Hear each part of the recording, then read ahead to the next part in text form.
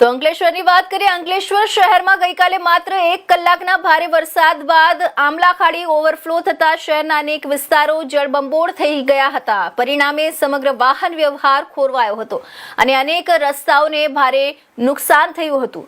પૂરના પાણીને કારણે વાહન ચાલકો ભારે મુશ્કેલીમાં મુકાયા હતા। આ ઉપરાંત વીજ કંપનીની અંડરગ્રાઉન્ડ સિસ્ટમમાં ટેકનિકલ ખામી સર્જાતા શહેર તથા તાલુકાના અનેક ગ્રામ્ય વિસ્તારોમાં કલાકો સુધી વીજ પુરવઠો ગુલ થઈ ગયો હતો, જેનાથી પ્રજા ત્રાહિમામ પોકારી ઉઠી હતી।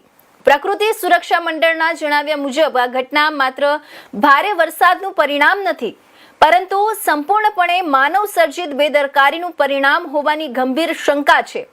બુલેટ ટ્રેન પ્રોજેક્ટ માટે આમલા ખાડી ઉપર બનાવવામાં આવેલા હંગામી બ્રિજ કામ પૂરું થયા પછી પણ આજે સુધી સંપૂર્ણપણે દૂર કરવામાં આવ્યો નથી।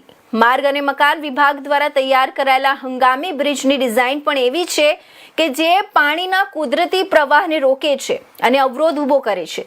અમે 2 મહિના પહેલા જ તંત્રને લેખિતમાં ચેતવણી આપી હતી કે જો ચોમાસા પહેલા બંને હંગામી બ્રિજ દૂર કરવામાં નહીં આવે તો આમલા ખાડી ઓવરફ્લો થશે। તંત્રએ પગલાં ન લીધા એટલે આ સ્થિતિ સર્જાઈ છે। જો હજુ પણ તાત્કાલિક કાર્યવાહી નહીં થાય તો આગામી દિવસોમાં સ્થિતિ વધુ ગંભીર બનશે।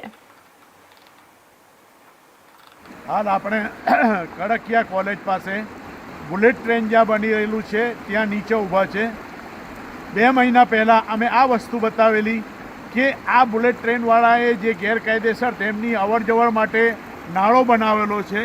બુલેટ ટ્રેનનું કામ મોટે ભાગે પૂર્ણ થઈ ગયેલું છે। એ લોકોએ અહીંયા મોટા પાઇપો નાખીને રસ્તો બનાવેલો છે પોતાની અવરજવર માટે, જે પણ ગેરકાયદેસર છે।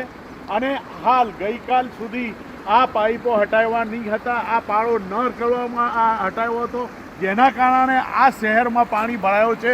શહેરમાં પાણી ભરાવા માટેનું મુખ્ય કારણ આ બુલેટ ટ્રેનવાળાની પાઇપો છે અને આ બ્રિજના નીચે નવો બ્રિજ જે બની રહેલો છે એના લીધે છે। વારંવાર અમે તંત્રને જાણ કરેલી કે આ તંત્રની જવાબદારીમાં છે, અમારે જાણ કરવાની જરૂર ના હોવી જોઈએ। લેખિતમાં અમે જાણ કરેલી છે। 2 મહિના પહેલાં અમે કીધું છે કે આ થવાનું છે।